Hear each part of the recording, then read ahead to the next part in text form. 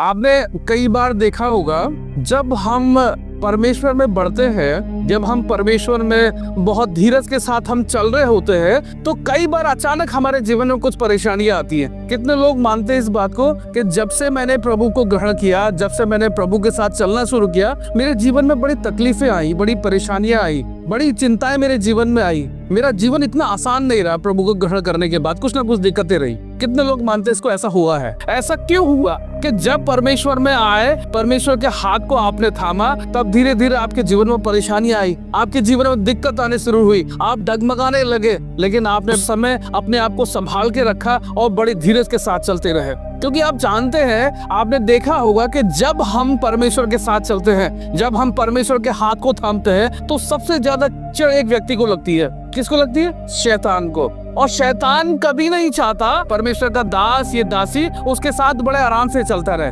वो ये चाहता है कि किसी भी तरह से इसको मैं इतना तोड़ दूं, इस किसी भी तरीके से इसके जीवन में ऐसी परेशानियां ला दूं कि ये इस रास्ते से भटक जाए, इस रास्ते से ये निकल जाए और किसी भी तरह से परमेश्वर को छोड़ के ये मेरे पास आ जाए। अब कितने तो ऐसे हैं जो उन परिस्थितियों में अपने आप को संभाल के रखते हैं। वो समझ जाते हैं कि हाँ, ये शैतान की चाल है जो मुझे तोड़ने की कोशिश कर रही है, ये शैतान की चाल है जो मुझे हिला रही है कि मैं परमेश्वर के मार्ग को छोड़ दूं। लेकिन जो लोग इस बात को समझते हैं वो तो बड़ी ईमानदारी के साथ चलते रहते हैं। लेकिन कुछ लोग ऐसे भी हैं, जब उनके सामने परेशानियां आती है तो पता उनका कहना क्या होता है? जब से मैंने प्रभु यीशु ग्रहण किया, मेरे जीवन में तो परेशानियां शुरू हो गई, इससे अच्छा तो मैं जैसा था वैसे ही ठीक था। कहते नहीं कहते? ऐसे भी बहुत मिलेंगे, ऐसे भी बहुत लोग मिलेंगे कि क्या फायदा मेरा करने से। आपके दोस्त कहेंगे कि तुझे फायदा क्या हुआ तुझे उस प्रभु को ग्रहण करने का? जब से तू प्रभु में आया तब से तेरे जीवन में तो परेशानियां ही परेशानियां बनी है। होता नहीं होता ही है। आपसे कितने लोगों ने आपसे भी कहा होगा, कहा कहा, सब बहुत लोगों ने कहा। हम सब लोग हमेशा दिन रात इन बातों को सुनते हैं कि क्या फायदा तुम्हारा ये सब करने का, क्या फायदा प्रभु यीशु की आराधना करने का, क्या फायदा।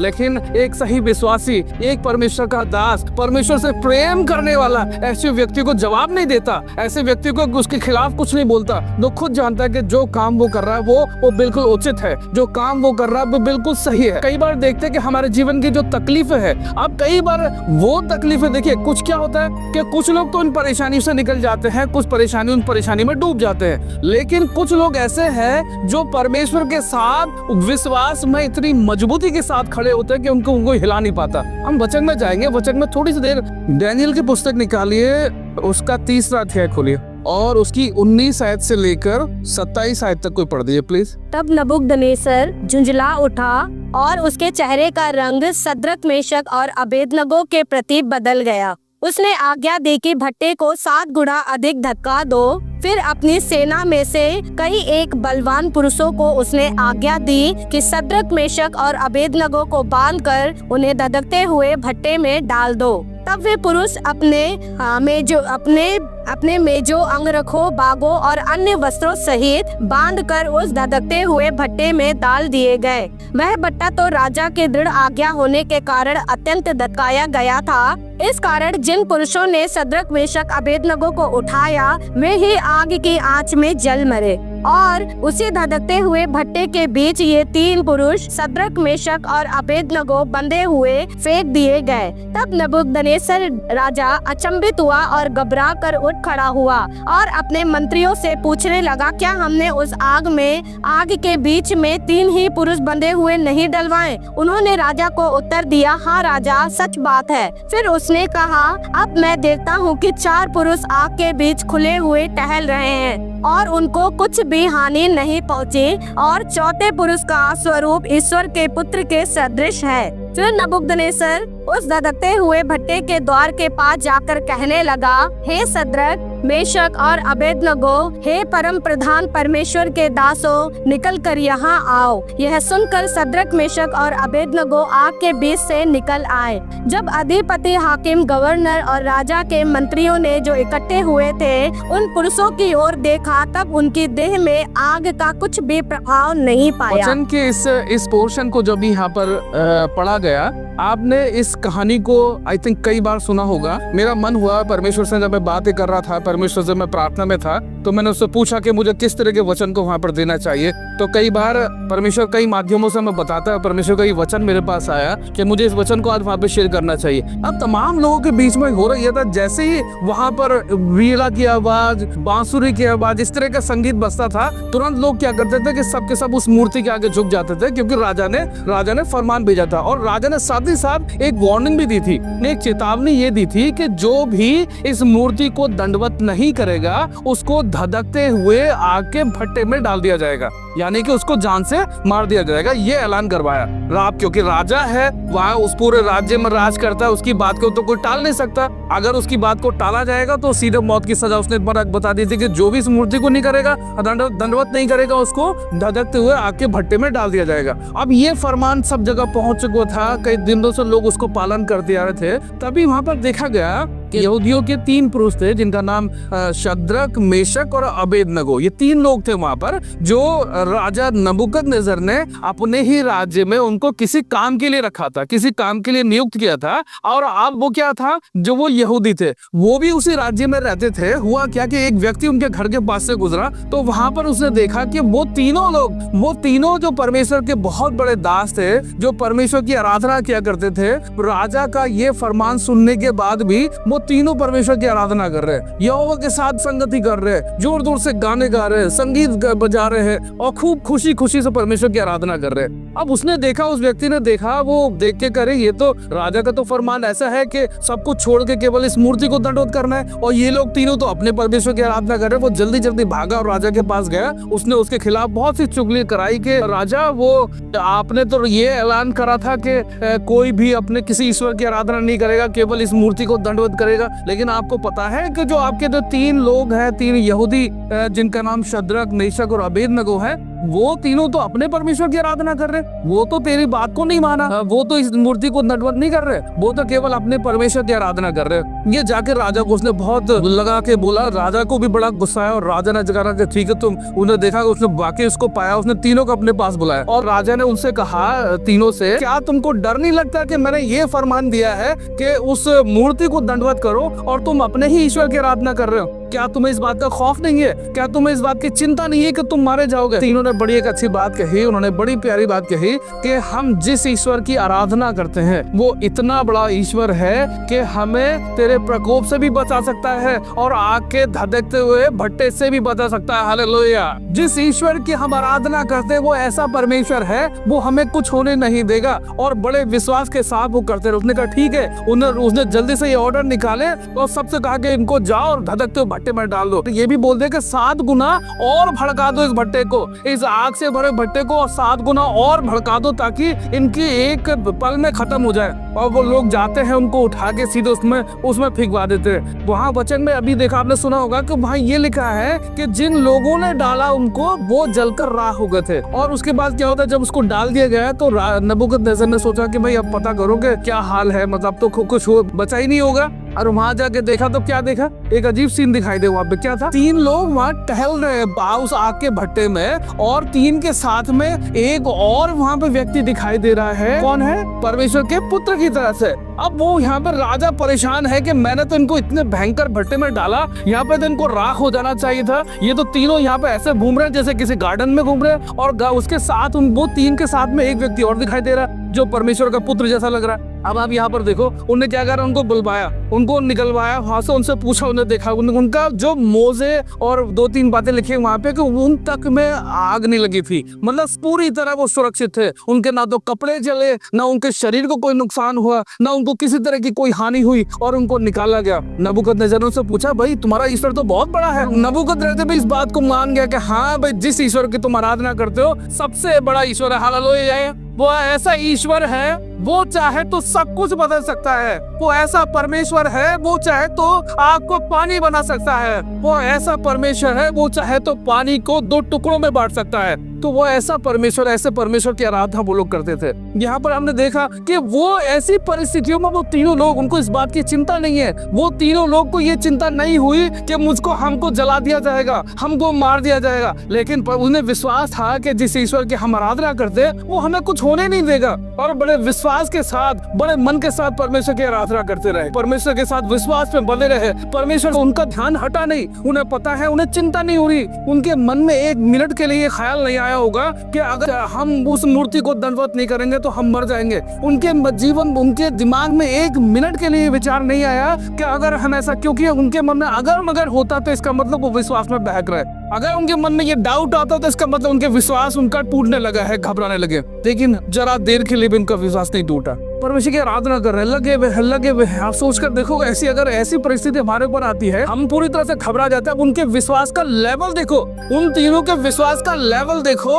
कि राजा की ये आज्ञा है कि अगर ऐसा होता है तो तुरंत तुमको आग के भट्टे में डलवा देंगे। वो घबराए नहीं, वो चिंता नहीं करा, वो डरे नहीं, वो रोए नहीं, वो भागे नहीं। वो अपने ही घर में बैठ के परमेश्वर की आराधना करते रहे, क्योंकि उन्हें विश्वास था कि मेरा परमेश्वर, जिस ईश्वर की हम आराधना करते हैं, वो हमें झुकने ही नहीं देगा।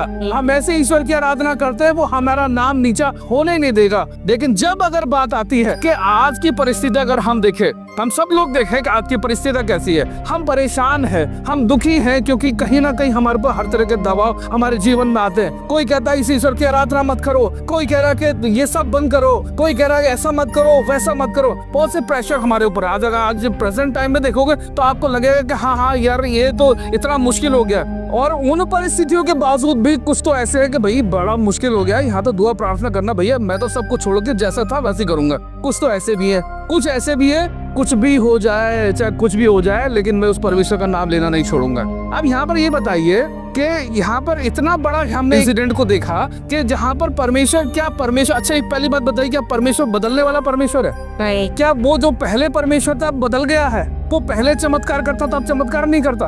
वचन क्या बताता है कि वो युगान युग एक सा परमेश्वर है। वो जैसा पहले उसके अंदर ताकत थी, आज भी वही है। वो जैसे चमत्कार और चिन्ह उस समय दिखाया करता था, वो आज भी करता है। एक कहानी सुनाता हूँ, इस विश्वास के ऊपर का, फिर देखिएगा। उसमें क्या था, दो पति पत्नी है और उनका एक जवान बेटा है। बहुत अच्छा परिवार चल रहा था, केवल एक ही बेटा था। अचानक क्या हुआ, कुछ परिवार में बेटे को कुछ दिक्कत हुई और उसके बेटे की डेथ हो गई। अब देना ध्यान से सुनना इस बात को कि एक परमेश्वर चमत्कार आज भी करता है, और सच्ची घटना बता रहा हूँ मैं। वो बेटा, जवान बेटा, दो पति पत्नी है, थोड़ा सा उम्र उनकी ज्यादा है। एक जवान बेटा है जिनको ये उम्मीद होती है कि जब अब ये हमको संभालेगा, हमारे बुजुर्गी का सहारा बनेगा। अचानक उस बेटे की डेथ हो गई। अब वो परेशान होगा, थोड़ा दुखी भी हुए, रोए भी होंगे, बहुत जैसा होता है, हम सबको मालूम है। उन्होंने अपने पास्टर को फोन करा और पास्टर जी से ये कहा कि पास्टर जी, हमारे बेटे की डेथ हो गई है और मैं चाह रहा हूँ कि आप हमारे घर पर आओ ताकि उसका अंतिम संस्कार किया जा सके। पास्टर ने फोन पर बात की कि देखो ठीक है, बहुत दुख की बात है कि तुम्हारे साथ ऐसा हुआ, लेकिन मैं तुम्हारे घर आऊंगा, लेकिन मुझे तुम्हारे घर तक पहुंचने में 4 घंटे का समय लगेगा, इसलिए मेरा वेट करो। ये कह के पास्टर ने फोन काट दिया। पत्नी बहुत रो रही थी, पति उसके पास गया, क्या उससे बोला कि देखो अब तुम रोना बंद करो, तुम रोना बिल्कुल बंद कर दो, और हम क्या करेंगे, पादरी साहब को पहुंचना में यहाँ पे 4 घंटे का समय लगेगा और हम 4 घंटे तक परमेश्वर की आराधना करेंगे। अब सोच कर देखो कि क्या यार पॉसिबल नहीं है। उसने कहा कि 4 घंटे तक हम लगातार प्रभु यीशु का, परमेश्वर की स्तुति करेंगे, उसकी आराधना करेंगे। पत्नी को समझाया, पत्नी मान गई, क्योंकि दोनों बहुत अच्छे विश्वासी थे और उसको विश्वास हो गया कि हाँ हम क्या करेंगे, परमेश्वर की आराधना करेंगे। दोनों आराधना में लग गए, गीत गा रहे हैं, भजन गा रहे हैं, लगे हुए हैं परमेश्वर की आराधना करने में। सोच कर देखो, आप दिमाग लगाओ कि क्या जवान बेटा जिसका मरा हुआ घर में पड़ा है और वो परमेश्वर की आराधना कर रहे हैं। सच्ची बात बता रहा हूँ, परमेश्वर की आराधना कर रहे हैं और वो लगे हुए हैं कि प्रभु तेरा नाम, और वो ये भी कह रहे हैं कि परमेश्वर मैं जानता हूँ ये तूने नहीं किया है, ये शैतान ने मेरे बेटे को लिया, कि तू मेरे साथ इतना निर्दयी नहीं हो सकता। परमेश्वर ये तेरा काम नहीं है, ये शैतान का काम है। और वो ये कह के प्रार्थना कर रहे थे, जोर जोर से रो रो के प्रार्थना कर रहे थे, परमेश्वर का धन्यवाद दे रहे थे हर परिस्थिति में। 4 घंटे के बाद जब पास्टर वहां पहुंचते,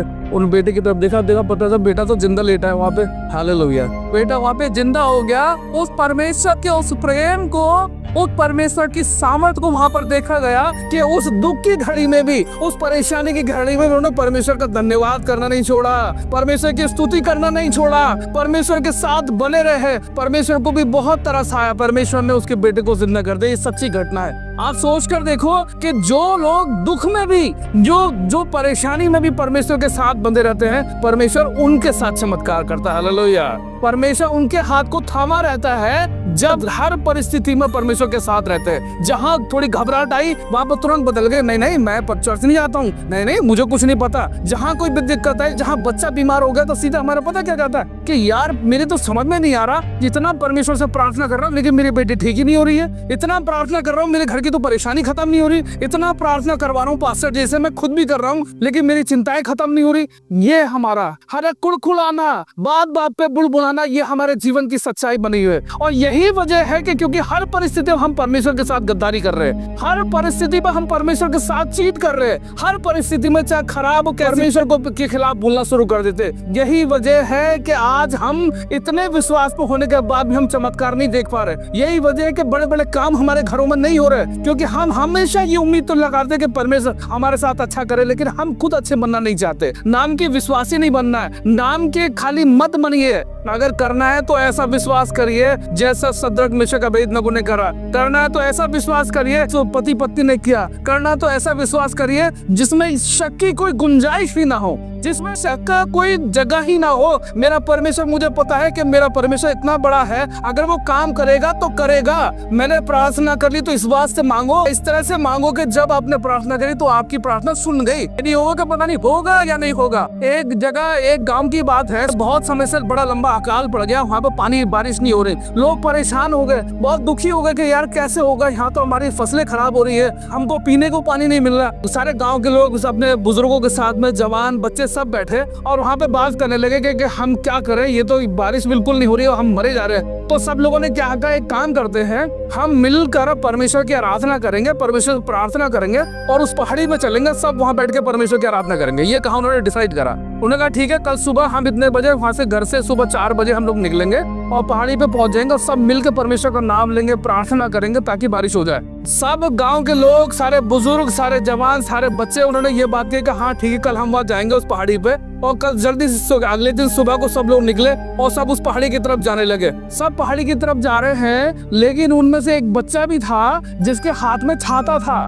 वो छाता लेके जा रहा है। अब सब लोग देख रहे हैं, उसको हंस रहे कि ये हम पहाड़ी पर जा रहे हैं, बारिश हुई तो छाता लेके क्यों जा रहा। तो उसने पता क्या बात कही, उसने कहा कि जब मैं वहाँ जाऊंगा, वहाँ प्रार्थना करूंगा तो सबके बाद बारिश होगी तो मैं भीग जाऊंगा, इसलिए मैं छाता लेके जा रहा हूँ। हालेलुया। सबसे अच्छा विश्वास तो उस बच्चे का था। वो लोग प्रार्थना करने तो जा रहे लेकिन उनको भरोसा नहीं कि बारिश होगी, ये तो मतलब हुआ। लेकिन उस बच्चे को भरोसा था कि मैं आज प्रार्थना करूंगा, वहाँ जाके तो परमेश्वर मेरा सुनेगा और बारिश होगी, मैं भीग जाऊंगा, इसलिए मैं छाता लेके जा रहा हूँ। तो वो विश्वास का आप ये देखो कि हम प्रार्थना करते हैं लेकिन हम प्रार्थनाओं पर हमें खुद भी भरोसा नहीं कि ये पूरी होंगी नहीं होंगे। तो विश्वास ऐसा होना चाहिए उस बच्चे की तरह से, जब वो जा रहा है ना कि मैं भीग जाऊंगा इसलिए छाता लेके जा रहा हूँ। लेकिन जितने लोग जा रहे थे सब बिना तैयारी के जा रहे थे, उन्हें पता था कि पता नहीं बारिश होगी भी या नहीं होगी। उनका विश्वास ये है। जहाँ पर विश्वास की परिस्थिति ये होती है, यहाँ पर विश्वास की हालत ये होती है, तो वहाँ पे परमेश्वर काम फिर उसी हिसाब से होते हैं। इसलिए परमेश्वर, देखिए जैसे आप वचन में सब जगह पढ़ा होगा कि जब भी परमेश्वर ने एक बड़े चमत्कार किया तो वहाँ पे कहा कि तेरे विश्वास की वजह से ये संभव हो पाया।